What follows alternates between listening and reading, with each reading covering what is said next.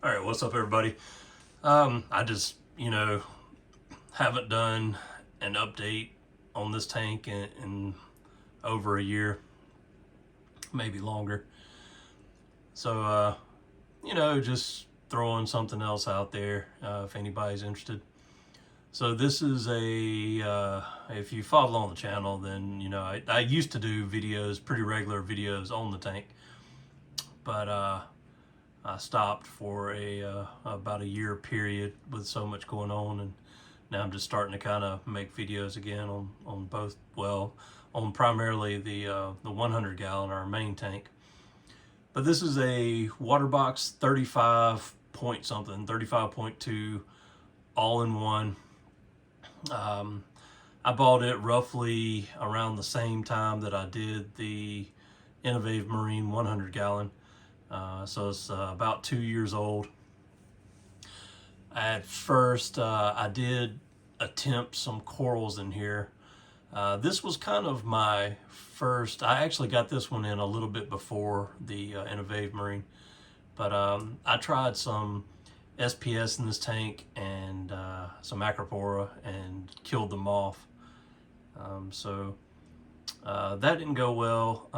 Other corals I did fine with in this tank. But then I had the same situation. I had a lot of different outbreaks, like the tank just wasn't doing good. I had verminid snails in here. They started taking over the tank. I had aptasia everywhere. I had cyano, just everything. This tank just really seemed to go downhill a lot, and it wasn't my I guess my primary focus, because this is in my son's bedroom, and he's 8 years old. He did want his own saltwater tank. He cares nothing about corals whatsoever. He only cares about fish.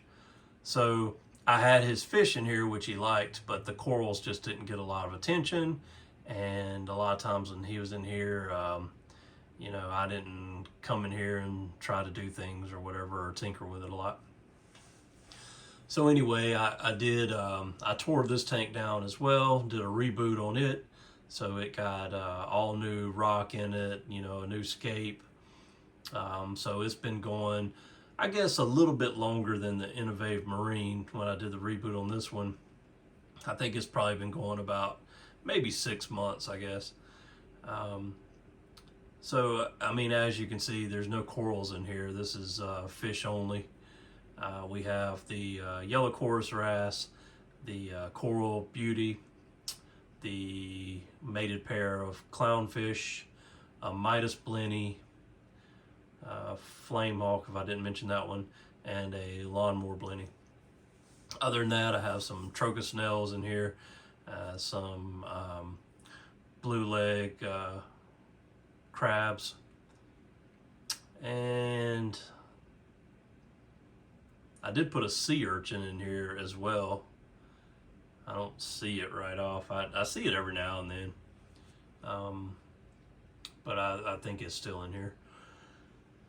So, I mean, this tank, other than a little bit of algae, detritus on the sand, the water parameters test out fine. It's doing fine. There's no real issues with it. Tank's fairly clean other than that on the sand. So I did vacuum the sand bed out not long ago, which I vacuumed the sand bed out really only once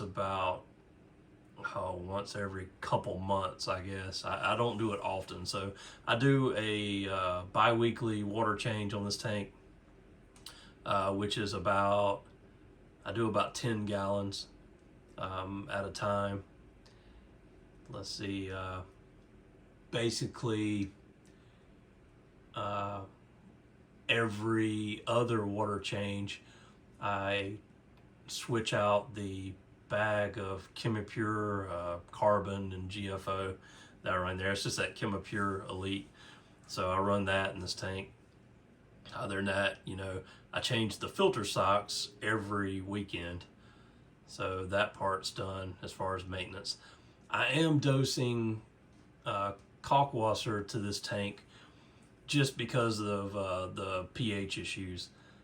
So especially being in a bedroom, and my son has friends over, and he sits back here and plays video games a lot and all that stuff. So and closes the door a lot, so a lot of I guess CO2 in this room.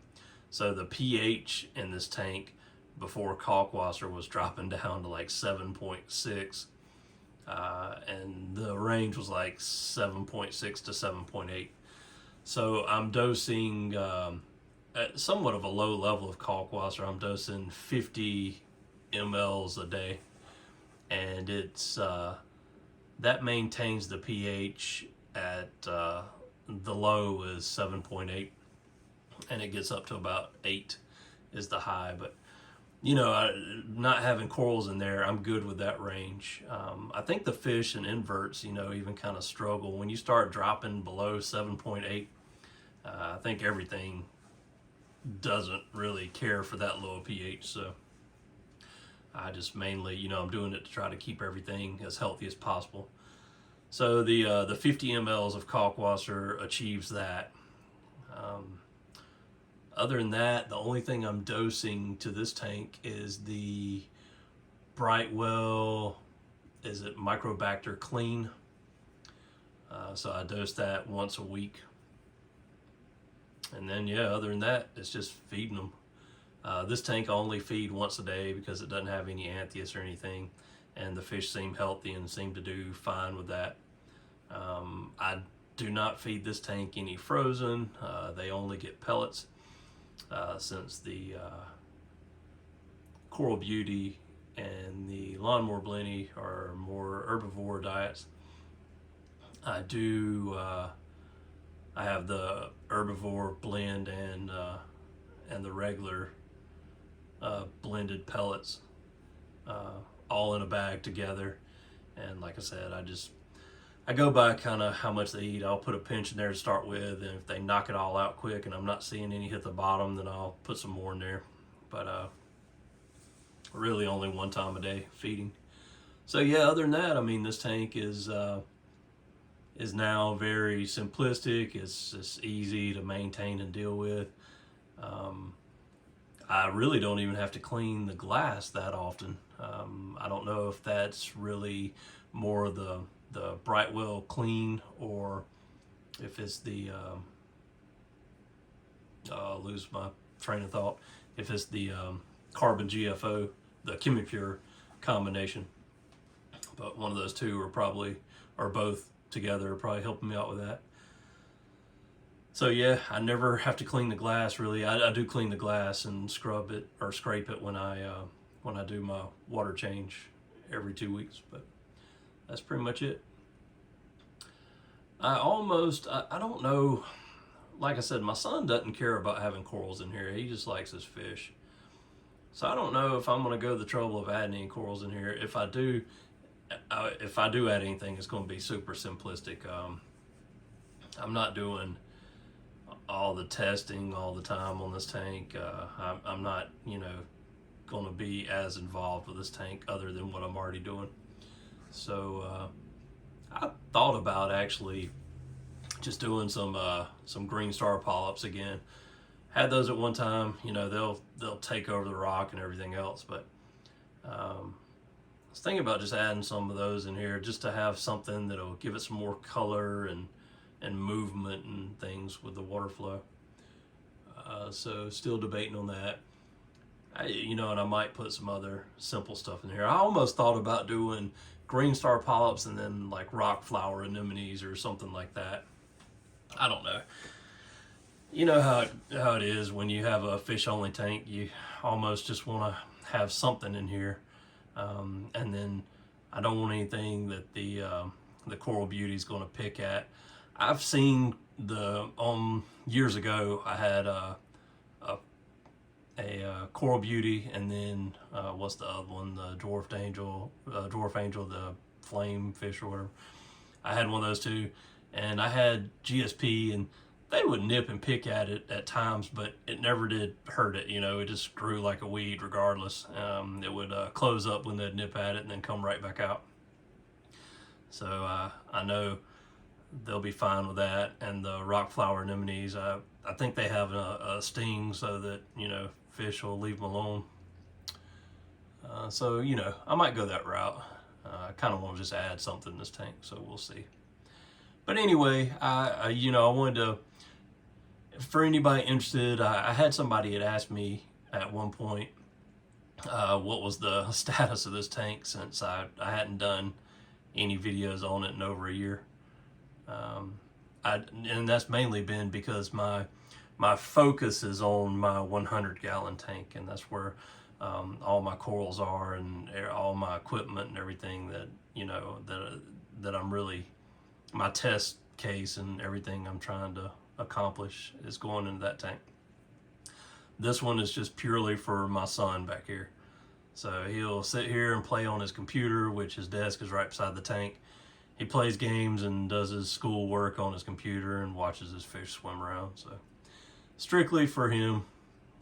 So for the most part, I just leave it alone. I do the work on it, but I'm looking forward to him when he gets a little bit older.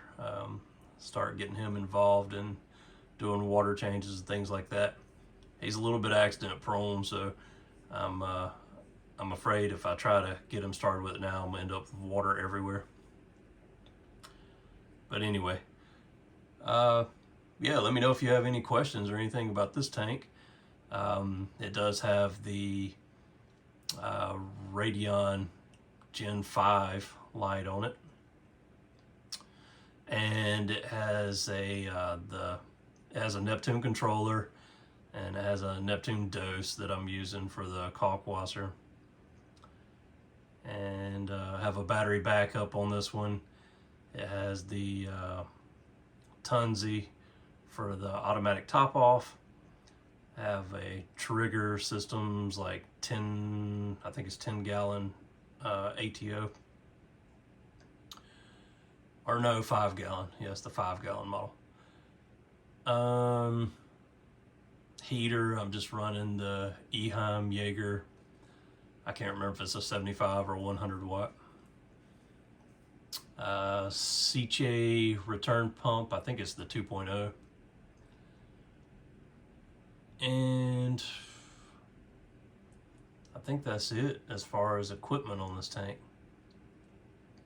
Oh, the MP10 for flow inside the tank. And I bought that when I actually had corals in the tank, and you know, I don't think it would be needed for fish only. Yeah, I might be wrong, maybe it is. I think I would be fine without it, but if I'm gonna put some corals in here, you know, a lot of them like that extra water movement, so. And you don't want to have dead spots anyway. You want all the water moving around everywhere. So the top was made by Kraken Reefs. That was ordered. There's the Radion. And I don't have the lights on in the cabinet or anything to show you. Sorry about the glare of the Christmas tree in the room. He has to have his own little Christmas tree. But that'll wrap up this video. Let me know any questions or comments.